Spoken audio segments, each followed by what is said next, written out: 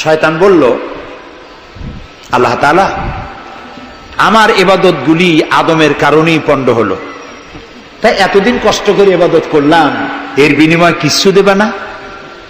আল্লাহ কয়, চাইস কি? কয়, আমার 3 দফা দাবি। কি কি?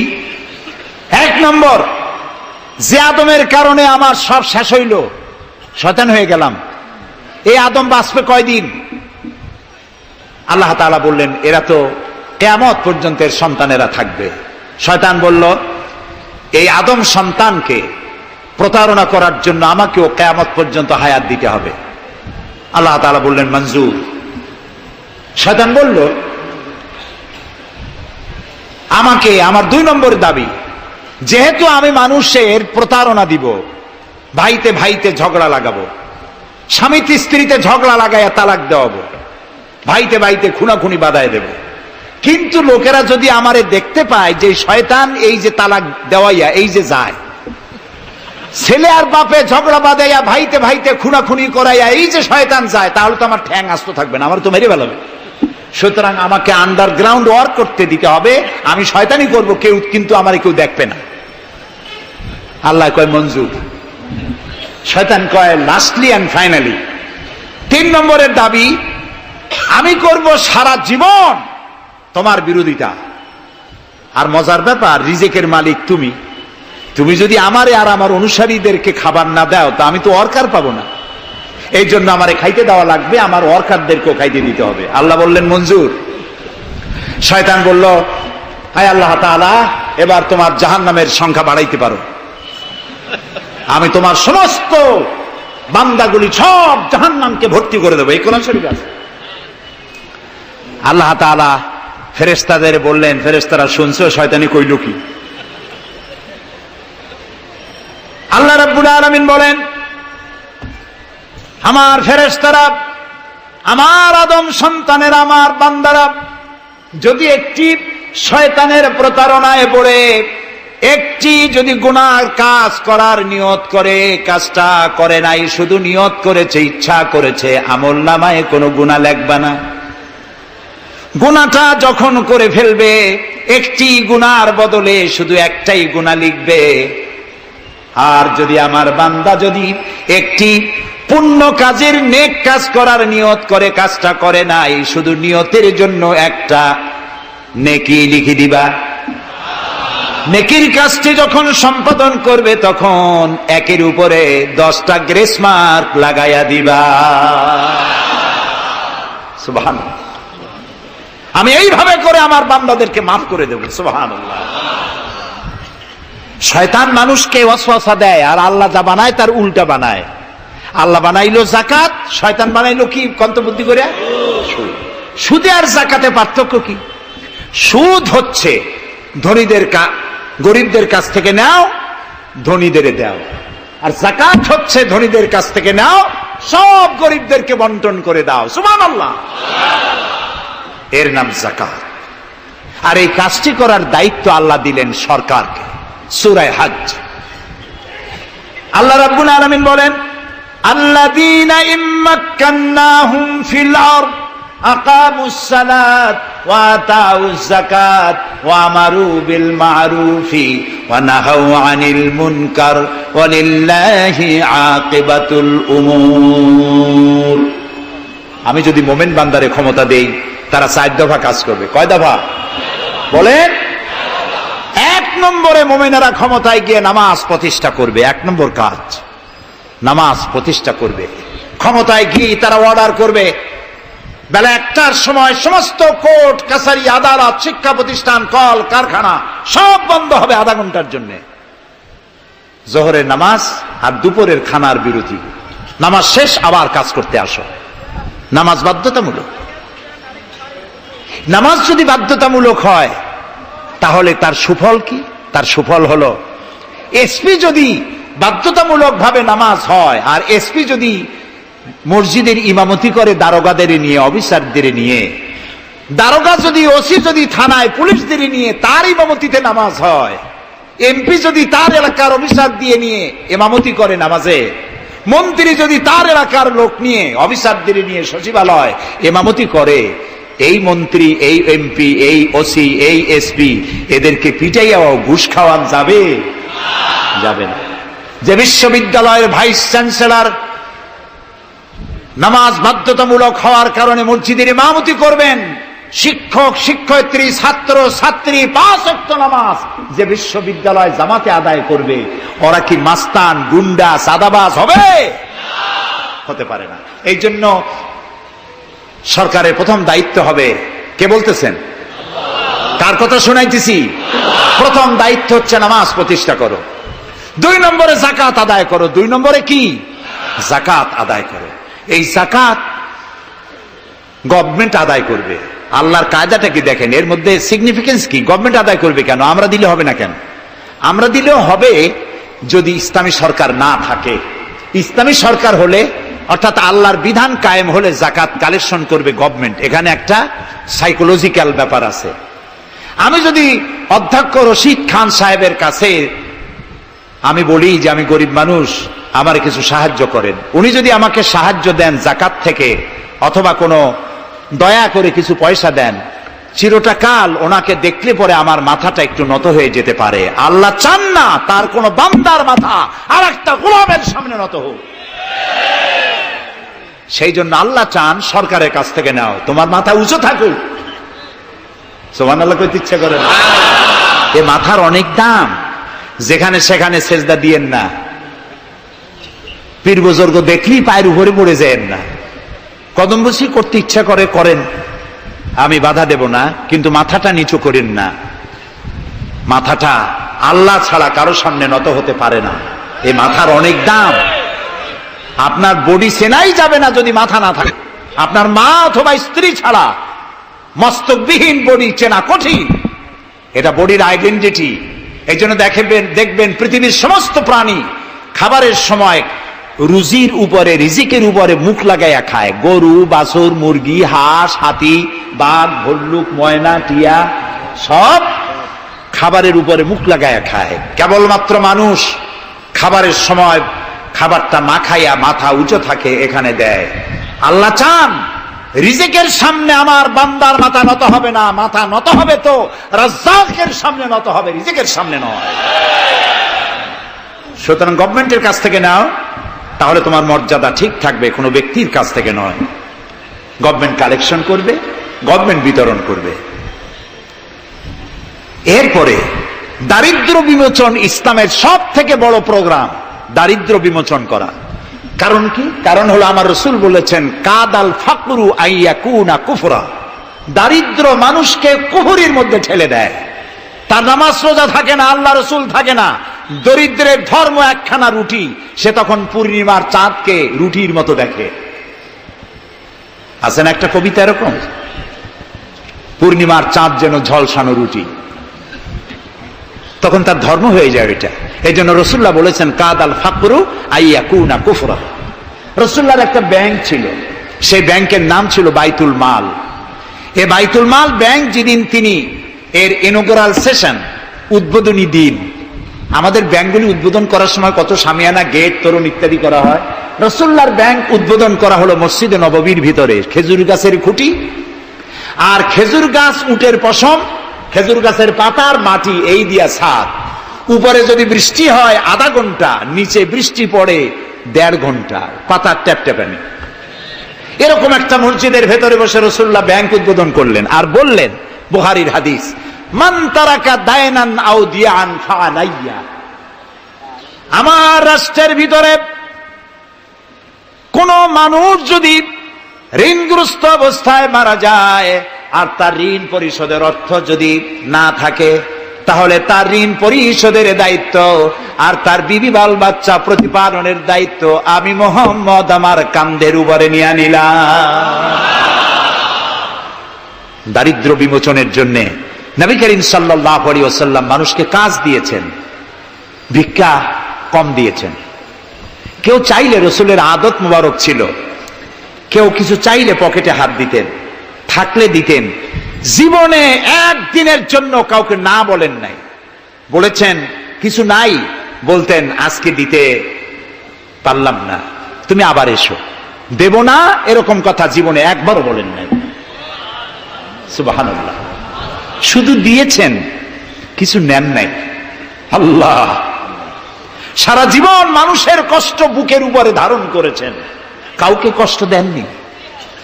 ক্ষুধার্ত মানুষের দুয়ারে দুয়ারে গেছেন, নিজে ক্ষুধায় কষ্ট করেছেন। হযরত আবু বকর ওমর মসজিদে নববীর ভেতরে বসে অসময় বসে আছেন। রাসূলুল্লাহ দিনের বেলা জিজ্ঞেস করলেন, তোমরা এই অসময় এখানে কেন?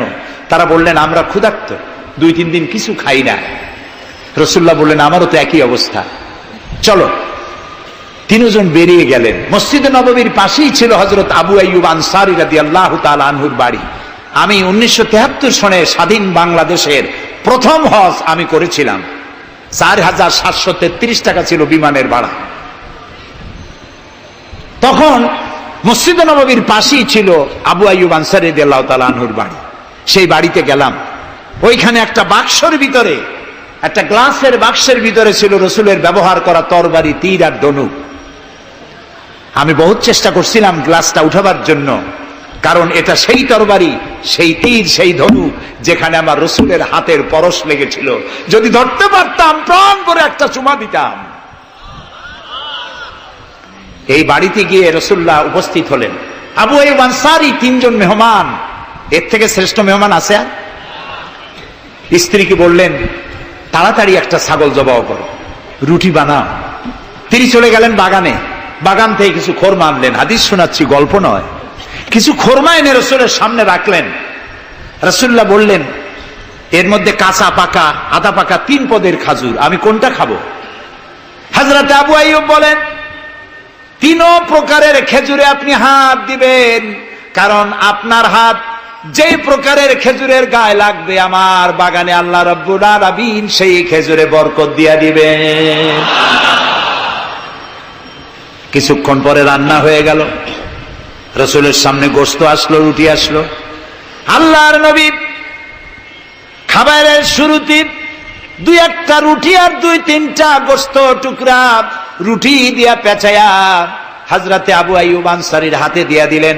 বললেন, আবু আইয়ুব, এই রুটি আর গোশত টুকরা নিয়ে যাও। আমার কলিজার টুকরা মা ফাতেমা গত 3 দিন হলো কিছু খায় নাই। দুনিয়ার মানুষের খাবার পৌঁছায়ছেন, নিজে না খেয়ে থেকেছেন। হযরত আয়েশা বলেছেন, 1 দিন 2 দিন না, মাসের পর মাস রাসূলুল্লাহর স্ত্রীদের ঘরে চুলায় আগুন জ্বলে নাই। হযরত ওমর রাদিয়াল্লাহু তাআলা আনহু রাসূলুল্লাহর ঘরে প্রবেশ করেছেন। এখনো ঘরটা আছে, মসজিদে নববীর কোনায় ছোট্ট ঘরটা, বিশ্বনবীর ঘর। তিনি ঘরের মধ্যে প্রবেশ করে দেখেন রাসূলুল্লাহ শুয়ে আছেন। তারপরে হযরত আবু বকর সালাম করলেন, রাসূলুল্লাহ উঠে বসলেন। হযরতে ওমর রাদিয়াল্লাহু তাআলা আনহু বাচ্চা শিশুর মতো রুকরে কেঁদে উঠলেন। নবীজি জিজ্ঞেস করলেন, ওমর কাঁদো কেন? হযরত ওমর বলছেন, ইয়া রাসূলুল্লাহ, আমি বিশ্বনবীর ঘর দেখতেছি, ছোট্ট একটি ঘর, এক কোনায় পানি শূন্য সরাহি কাত হয়ে পড়ে আছে, এক পাশে একটা গ্লাস, আর আপনি যে বিছানায় শোয়া, চাদর নাই, বালিশ নাই, দড়ি দিয়া বুনানো খাটিয়ার উপরে শুয়েছিলেন, হাতের তলায়, মাথার তলায় হাত দিয়ে আপনার জান্নাতি শরীর মোবারকের পিঠের উপরে দড়ির দাগ আমি সহ্য করতে পারছি না, ইয়া রাসূলুল্লাহ। কাফেরেরা পৃথিবীতে এত শান্তি করলো, আর আল্লাহ রাসূলের গায়ে দড়ির দাগ। আপনি আমাকে অনুমতি দেন, আমি একটা তোষক আপনাকে বানায় এনে দেই। রাসূলুল্লাহ বললেন, ওমর, আমি যদি হুকুম করি, এই যে ওহদ পাহাড়টা আমার জন্য সোনায় পরিণত হয়ে যাবে। আমি পৃথিবীতে শান্তি করতে আসি নাই, এসেছি মানবতার মুক্তির জন্য, কল্যাণের জন্য। নবী করিম সাল্লাল্লাহু আলাইহি ওয়াসাল্লাম এই যাকাতের বিধান কায়েম করলেন। মানুষের দুয়ারে দুয়ারে খাবার পৌঁছে গেল। বিরুদ্ধরা ভাতা পেল, বয়স্করা ভাতা পেল, বেকারেরা তাদের কাজের সংস্থান পেয়ে গেল। অবস্থা এমন হলো, হযরত ওমর ইবনে আব্দুল আজিজ রাহমাতুল্লাহ আলাইহির সময় যাকাত কে নেবে, যাকাত কে নেবে চিল্লানো হতো, ঢোল বাজানো হতো। একজন লোক পাওয়া যেত না যে জাকাত আমার দরকার। ইতিহাস লিখছে ওই সময় একজন লোক তার সাদকার টাকা নিয়ে ঘুরতেছে যে জাকাত কাকে দিবে। 3 দিন হলো জাকাত নেওয়ার মতো একটা লোক পেল না। অবশেষে ক্লান্ত হয়ে মরুদ্যানের মধ্যে বসে আছে। কিছু সময় পর দেখলো যে একটা লোক, ধুলায় ধূসরিত চেহারা, তিনি এসেছেন, হাতে একটা বড় টোপলা। এই লোকটি বলল, পথিক আসসালামু আলাইকুম, আমি 3 দিন ঘুরলাম এই দেশে, একটা মানুষ পেল না যাকে আমি সৎকার টাকা, জাকাতের টাকা দিতে পারি। আপনাকে মনে হচ্ছে গরিব মানুষ, জামা কাপড় ময়লা, আপনি আমার এই টাকাগুলি নিয়ে আমাকে উদ্ধার করুন।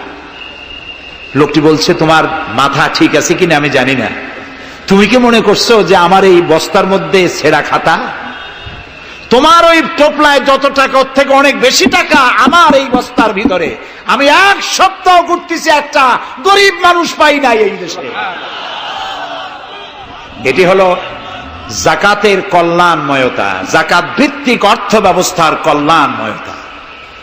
যারাই জাকাত দেয় না, অর্থকে সঞ্চিত করে, সোনা এবং রূপাকে সঞ্চয় করে, তাদের সম্পর্কে আল্লাহ কি বলছেন? والذين يكنزون الذهب والفضة ولا ينفقونها في سبيل الله فبشرهم بعذاب أليم। যারা নাকি রৌপ্য এবং স্বর্ণ সঞ্চয় করে, আমার রাস্তায় খরচ করে না, মানে গরিবদের দেয় না, সঞ্চিত করে রাখে, তাদের জন্য কঠিন পীড়াদায়ক শাস্তির সুসংবাদ দাও। প্রশ্ন উঠতে পারে, শাস্তির কি সুসংবাদ হয়? শাস্তির কি হয়? আল্লাহ সুসংবাদ বললেন কেন? এটা বোঝাবার জন্য ছোট্ট একটি দৃষ্টান্ত যথেষ্ট। মা যদি ছেলেকে কন্ট্রোল করতে না পারে, দারুণ দুষ্ট, মা তখন বলে, দাঁড়া, তোর বাপ আসুক, আমি তারে নালিশ করব, এমন পিটটি দেবে তখন মজা টের পাবি। পিটাইলে কি মজা লাগে? তাহলে মজা বললো কেন? শাস্তির তীব্রতা বোঝাবার জন্য মজা শব্দ ব্যবহার করা হয়। এটা কোরআনে কারীমের বাগধারা। আল্লাহ তাআলা বলছেন, তীব্র শাস্তির সুসংবাদ দাও। স্বর্ণ আর রৌপ্য জমা করে রেখেছো, জাকাত দাওনি। বহু মহিলার অসংখ্য সোনার রূপা আছে, জাকাত দেন না। কবে কালে ভদ্র একটা বিয়ে আসবে, সেই বিবাহে সজ্জিত হয়ে যাবেন, সারা বছরে জাকাত দিলেন না, এতগুলি সোনা আটকায় রাখলেন কেন? আল্লাহ চান না টাকা পয়সা পুঞ্জীভূত হয়ে থাকুক। কোরআন শুধু নামাজ রোজা নয়, দেখুন না আল্লাহ কি বলছেন। আল্লাহ বলছেন, কায়লা ইয়াকুনা দুলাতাম বাইনাল আগনিয়াই মিনকুম। আল্লাহ বলছেন, তোমাদের কিছু সংখ্যক ধনীদের মধ্যে তোমাদের সম্পদগুলি পুঞ্জীভূত হয়ে যাক, এটা আমি চাই না। এটা যাকাত, ফিতরা, সাদকা এককালীন দানের মাধ্যমে গোটা জাতির মধ্যে পৌঁছে যাক, তাহলে মানুষের উপকার হবে। সুতরাং 7.5 তোলা নিচ পর্যন্ত জাকাত আপনার না দিলে চলবে। যখন 7.5 তোলা হবে তখনই জাকাত শুরু হবে। যত বেশি হয় গোড়া থেকে শুরু করে সবটা দিতে হবে। 52 তোলা রূপা হলে জাকাত দিতে হবে।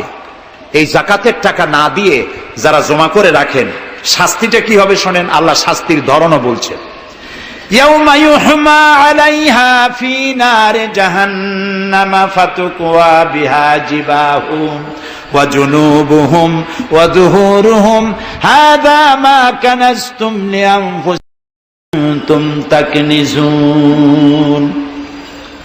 এমন একদিন আসবে যখন এই স্বর্ণ আর রৌপ্যকে জাহান্নামের আগুন দিয়ে জ্বালায়া সিল বানানো হবে, আর এই সিলগুলি তোমার কপালে, তোমার পার্শ্বদেশে, তোমার পৃষ্ঠদেশে সিল মারা হবে জাহান্নামের আগুন দিয়ে, আর বলা হবে হাযা মা কানাজতুম লিআনফুসিকুম, এই হলো তোমার সেই সব সঞ্চিত সম্পদ যা তুমি সঞ্চয় করে রেখেছিল, আল্লাহর রাস্তায় খরচ করো নাই।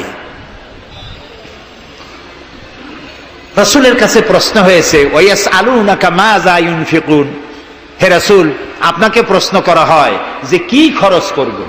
আল্লাহ তাআলা বলছেন, কুলিল আফওয়া, বলুন প্রয়োজনের অতিরিক্ত জিনিস আল্লাহর রাস্তায় খরচ করে দাও। আমরা প্রয়োজনের অতিরিক্তটা ব্যাংকে জমা রাখি, আল্লাহ বলেন খরচ করো।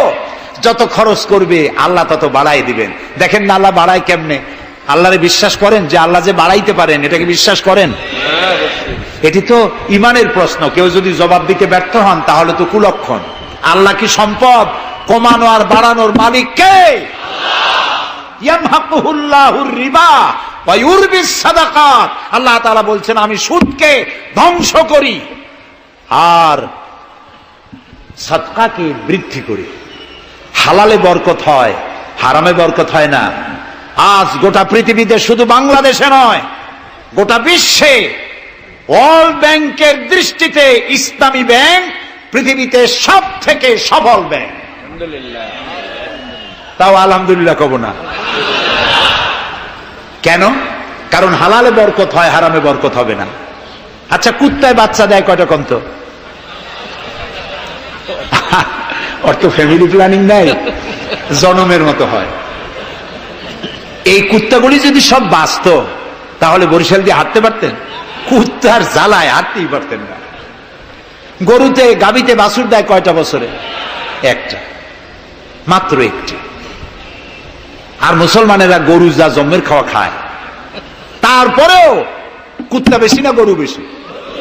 এই কারণে, যেহেতু গরু হালাল তাই গরুতে বরকত, কুত্তা হারাম তাই বরকত নাই।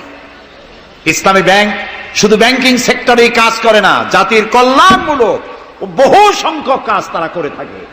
ইসলামী ব্যাংক হাসপাতাল, ইসলামী ব্যাংক ব্যাংকের জন্য কলেজ, ইসলামী ব্যাংক দিয়ে যখন ডিজাস্টার হয়, দুর্ভিক্ষ হয়, যখন বন্যা হয়, জলোচ্ছ্বাস হয়, লক্ষ কোটি কোটি টাকা তারা দুহাতে বিতরণ করে। হ্যাঁ, অনেক প্রকল্প আছে। মেধাবী ছাত্র, গরিব ছাত্রদেরকে স্টাইপেন্ড দেয়, বিধবা নারীদেরকে কি বলে ওকে সেলাই করে, সেলাই মেশিন দেয়। যাকাত, আরেকটু বলি, আপনারা বিরক্ত হন না তো? যাকাত আমরা কি করি? বছরে একদিন শাড়ি আর লুঙ্গি কিনে প্রদর্শন করি, এক্সিবিশন। অমুক সাহেব যাকাত দেবেন, আপনারা আসবেন। দলে দলে ফকিররা আসলো, একটা লুঙ্গি আর শাড়ি নিতে গিয়ে পদপিষ্ট হয়ে 5টা 10টা মারা গেল। হয় নাই বাংলাদেশে? এই প্রদর্শনী, এক্সিবিশনের কোনো মানে নাই। যাকাত নিতে তোমার বাড়ি কেন লোক আসবে? তুমি যাকাতের টাকা তার হকদারের কাছে পৌঁছাইয়া দিবা। কারণ গরিব তোমার করুণার পাত্র নয়। অফি আমওয়ালিহিম হাক্কুল লিসাইলি ওয়াল মাহরুম। আল্লাহ তাআলা বলছেন তোমার সম্পদের ভিতরে গরিবদের অধিকার আছে। গরিব তোমার করুণার পাত্র নয়। যাকাত দিয়ে আসো তার বাড়ি যায়। তবে শাড়ি আর লুঙ্গি দেওয়া কোনো অর্থবহ কাজ নয়। কি দিবেন? রাসূলুল্লাহর কাছ থেকে শিখুন। ওই যে একজন আসলো, ভিক্ষা চাইলো, বলল তোমার কি কিছু নাই? বলল আছে। কি আছে কন্ত? মাশাআল্লাহ, জানি সবাই, কিন্তু আমল করি না। দুনিয়ায় যত ভালো কথা সব বলা হয়ে গেছে, বাকি আছে শুধু পালন করা। রাসূলুল্লাহ তাকে বললেন কম্বল আনো। বিক্রি করে কিনলেন কি? কুড়াল। রাসূলুল্লাহ তার নিজের পবিত্র হাত দিয়ে কুড়ালে হাতল লাগায় দিলেন। বললেন যাও জঙ্গলে কাঠ কাটো, বাজারে বিক্রি করো, ভিক্ষা কোনো দিন আর করবা না। 1 বছর পর, হাদিস শুনুন, 1 বছর পর ওই ভিক্ষুক এসে বলছেন আসসালামু আলাইকা ইয়া রাসূলুল্লাহ। হুজুর, আপনি আমাকে চিনেছেন? আমি সেই ভিক্ষুক যে ভিক্ষা নিতে এসেছিলাম। আপনি আমাকে ভিক্ষা না দিয়ে কুড়াল দিয়েছিলেন। কুড়াল দিয়া কাঠ কাটিয়া বাজারে বিক্রি করে আমার কাছে এখন যাকাত দেওয়ার মতো অর্থ জমা হয়ে গেছে। এটার নাম ইসলাম। শুধু নামাজ রোজা জিকির আজগারের জন্য শুধু নয়, নামাজ রোজা জিকির আজগার তো করব, কিন্তু আমার মানুষকে দারিদ্র বিমোচন করতে হবে। সুতরাং যাকাতের টাকা দিয়ে একটা শিক্ষিত বেকার যুবককে একটা কম্পিউটার কিনে দেন, একটা বিধবা মহিলাকে একটা সেলাই মেশিন কিনে দেন। তার সতীত্ব সে বাঁচাতে পারবে। ক্ষুধার জ্বালায় মানুষ যখন অসহনীয় পর্যায়ে চলে যায়, তখন সে দেহ ব্যবসার মতো নিকৃষ্ট পর্যায়েও চলে যায়। এজন্য ধনীরা দায়ী হবে আল্লাহর কাছে। কচু গাছ কাটতে কাটতেই মানুষ খুন করে। একটা এতিম বাচ্চা ক্ষুধার জ্বালায় ঘুরতেছে, ওই বাচ্চাটি আপনি তাকে একটু আদর করেন, ওরে আপনি একটা চীনাবাদামের বাক্স কিনে দেন 50 টাকা 100 টাকা দিয়া, কিছু চীনাবাদামের পুঁজি দেন, একটা পানের খিলি বানাইয়া বিক্রি করার পুঁজি দেন, কয়েকটা বুট পলিশের কালি আর ব্রাশ কিনে দেন, সে রাস্তায় বসে জুতা পালিশ করবে। ছেলেটি পকেট মারা থেকে, চুরি করা থেকে বেঁচে যাবে, সমাজ সংস্কার হবে, সমাজ অপরাধ মুক্ত হবে, সমাজ থেকে দারিদ্র বিমোচন হবে। আলহামদুলিল্লাহ বলেন। আপনি কি জানেন এই যে গাছগুলি লাগালে পরে কত সওয়াব হয়, এবং দারিদ্র বিমোচনের জন্য গাছের কি বিশাল ভূমিকা। রাসূলুল্লাহ বলেছেন, হাদিস, তোমার কাছে যদি এমন খবর আসে যে কিয়ামত হচ্ছে, আর তখন যদি তোমার কাছে কোনো গাছের চারা থাকে, কিয়ামত হচ্ছে, গাছের চারাটি কিয়ামত আসার পূর্বেই গাছের চারাটি লাগিয়ে যাও, কিয়ামতের দিন সাদকায়ে জারিয়ার সওয়াব পেয়ে যাবে। একটি গাছ যদি কেউ লাগায়, ওই গাছে যত পাখি বসবে, ফল হবে, মানুষে খাবে, আশ্রয় নেবে মানুষেরা, কিয়ামত পর্যন্ত সাদকায়ে জারিয়ার সওয়াব মানুষ কবরে বসে বসে পেতে থাকবে। সব জায়গায় সওয়াব আর সওয়াব জানি না, খালি মনে করি ইল্লাল্লাহ ইল্লাল্লাহ বলতে পারলেই সওয়াব। আর খালি ইল্লাল্লাহ বলবেন বা কেন? যারা এই ধরনের জিকির করেন, আমার মনে দারুণ প্রশ্ন, জবাব খুঁজে পাই নাই। আল্লাহর কলেমাকে খণ্ডিত করে জিকির করার পারমিশন কোন হাদিস দিয়েছে? কে দিয়েছে এই পারমিশন? লা ইলাহা ইল্লাল্লাহ, এটা হলো পূর্ণাঙ্গ কালেমা, কমপ্লিট হচ্ছে মুহাম্মদুর রাসূলুল্লাহ। আফজালুজ যিকর লা ইলাহা ইল্লাল্লাহ। কতক্ষণ লা ইলাহা ইল্লাল্লাহ, কতক্ষণ ইল্লাল্লাহ ইল্লাল্লাহ ইল্লাল্লাহ। এর অর্থ কি? আল্লাহ ছাড়া, আল্লাহ ছাড়া, আল্লাহ ছাড়া। আল্লাহ ছাড়া কি? কমন সেন্সের শুধু কমন বাদ দিয়া শুধু সেন্স যদি থাকে, কোন মুসলমানের এমন জিকির করা উচিত নয়। তবে common sense is very uncommon. দুর্ভাগ্য জাতি। প্রিয় ভাই সব, দারিদ্র বিমোচনের জন্য আল্লাহ তাআলা এসব ব্যবস্থা করে রেখেছেন। কাজ করে খাও, আয় থেকে দায় শোধ করো। আপনার পুকুর কেটে চতুর্দিকে পুকুরের কান্দায় পেঁপে গাছ লাগান, কলা গাছ লাগান। হাঁস পালেন, হাঁসগুলি পানিতে সাঁতার কাটবে, ভেতরে মাছ থাকবে, হাঁসের পায়খানা খেয়ে মাছ বড় হবে, হাঁস বড় হয়ে ডিম দেবে। এই ডিম বিক্রি করবেন, মুরগি বিক্রি করবেন, পেঁপে বিক্রি করবেন, কলা বিক্রি করবেন। মানুষের কাছে হাত পাতার চাইতে নিকৃষ্ট কাজ আর নাই। রাসূলুল্লাহ বলেছেন, আল্লাহর কাছে এই রকমের হাতের চাইতে এই রকমের হাতের মর্যাদা বেশি। এইটার নাম কি? চাওয়া। বলেন, এইটার নাম কি? এইটার নাম আল্লাহর কাছে এইটার কোনো দাম নাই, কোনো দাম নাই। আল্লাহর কাছে দাম এইটা। এই জন্য যারা শ্রমিকদের সম্পর্কে আমার রাসূল বলেছেন, আল কাসিবু হাবিবুল্লাহ, যারা সহজে উপার্জন করে খায় ওরা আল্লাহর বন্ধু। আপনারা শ্রমিক না, সেই জন্য সুবহানাল্লাহ কইতে পারলেন না। আলহামদুলিল্লাহ বলে রাসূলুল্লাহর হাদিস শোনাচ্ছি, আমি গাজী কালু চম্পাবতীর পুঁথি শোনাচ্ছি না। আল কাসিবু হাবিবুল্লাহ, যে ব্যক্তি সহজে উপার্জন করে খায় সে আল্লাহর বন্ধু। এখন যদি কোন রিকশাওয়ালা, কুলি মজুর, ঠেলাওয়ালা যদি মনে করে আল্লাহর বন্ধু যখন হইছি নামাজ রোজা দিয়ে আর করবো কি, এটি কিন্তু ঠিক নয়। আল্লাহর বন্ধু হওয়ার জন্য নামাজ রোজা অত্যন্ত জরুরি। আর আপনি যে কষ্ট করে খাচ্ছেন, আপনার পয়সা হালাল। যে ব্যক্তি রিকশা চালায়, 2.5 মনে বস্তা মাথায় করে স্টিমারে উঠায়, ওর চাইতে হালাল পয়সা কারো নাই। মাথার ঘাম পায়ে ফেলে উপার্জন করছে। আপনি জানেন না যে দালানে যারা আছে খুব শান্তিতে নাই। বাইরের থেকে দেখে ভেতরের অবস্থাটা বোঝা যায় না। গুলশান, বনানী, আভিজাত্যপূর্ণ এলাকার বিশাল বিশাল বাড়ি দেখে আপনার চোখ ধাঁধা লেগে যেতে পারে, খুব শান্তির নিলয়। না, শান্তি নাই। বাড়ির মালিক, বহু টাকার মালিক, রাত্রির বেলায় ঘুম হয় না। কোন ফাঁক দিয়া জানলার পাশ দিয়ে গুলি এসে বুক ঝাঁঝরা করে দেয়, ঘুম নাই। জনমের মতো অসুখ হইছে, প্রত্যেক দিন সোনার চাউল দিয়ে ভাত খাইতে পারে, কিন্তু ডাক্তার তার রুজি কন্ট্রোল করে দিয়েছে। পাঙ্গাসের পেটি, খাসির চর্বি খাইতে পারবেন না, ভাত কম খাবেন। সকালবেলায় ডিমের পুষ, দুপুর বেলায় 1 স্লাইস টুস, সন্ধ্যাবেলায় ফলের জুস, খাওয়া শেষ। বউ তো কথা শোনে না। হাজারো কাজ করে ঘরমুক্ত হয়ে স্বামী ফিরেছে, বিবি সাহেবা, বেগম সাহেবা পেখম ধরে হাতে ভ্যানিটি ব্যাগ নিয়ে স্বামীর সামনে থেকে হন হন করে যাচ্ছে। স্বামী বেচারা কষ্ট করে জিজ্ঞেস করছে, তুমি কই যাও? বলছে, আই এম ভেরি বিজি। ছেলে হয়েছে কয়টা? সব গুন্ডা, মাস্তান, মাথায় এত বড় চুল, হাতে এত বড় নখ। মেয়েগুলি বয়ফ্রেন্ড নিয়ে কোথায় চলে গেছে?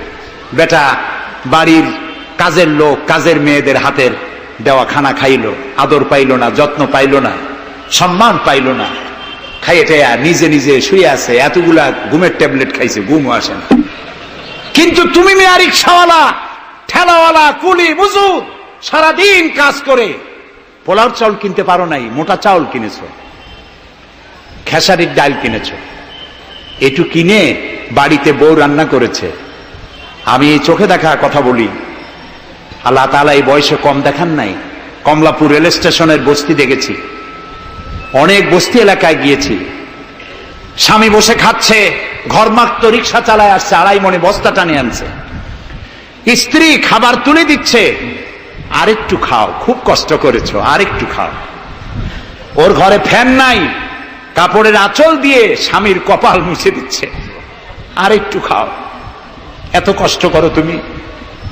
ওর ঘরে ফোমের বিছানা নাই, চটের মতো শক্ত বিছানা, বালিশ নাই, ইটের মতো শক্ত, চাপ কাপড়ের একটু কভার দাও। এরকম একটা বালিশের উপরে সারাদিনের শ্রান্তি আর ক্লান্তি নিয়ে আর ঘুমায় গেছে, কোন ওষুধ খাওয়া লাগে নাই। এমন ঘুম আসছে, ওর নাকের গর্জনে ট্রাকের ইঞ্জিন ফেল।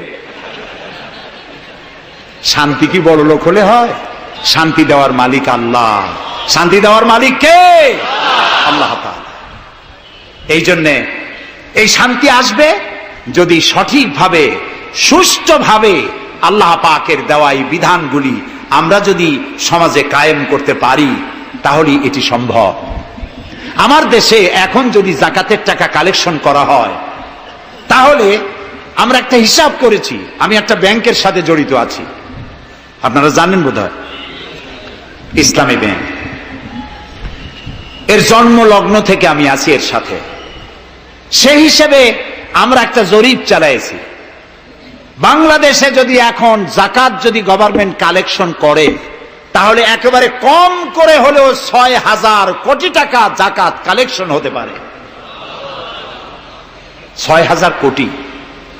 আর ওয়াকফ এস্টেট আছে বাংলাদেশে লক্ষ লক্ষ একর জমিন, যা বিভিন্ন মোতাল্লি তারা সিন্দাবাদের দত্তের মতো ওয়াকফ সম্পত্তির উপরে চেপে বসে আছে। এই ওয়াকফ সম্পত্তি যদি উদ্ধার করা যায়, আর যাকাত আর ওশরের টাকা যদি গভর্নমেন্ট কালেকশন করতে পারে, বাংলাদেশের দারিদ্র্য বিমোচনের জন্য পৃথিবীর কারো কাছ থেকে একটি টাকাও নেওয়ার দরকার নাই।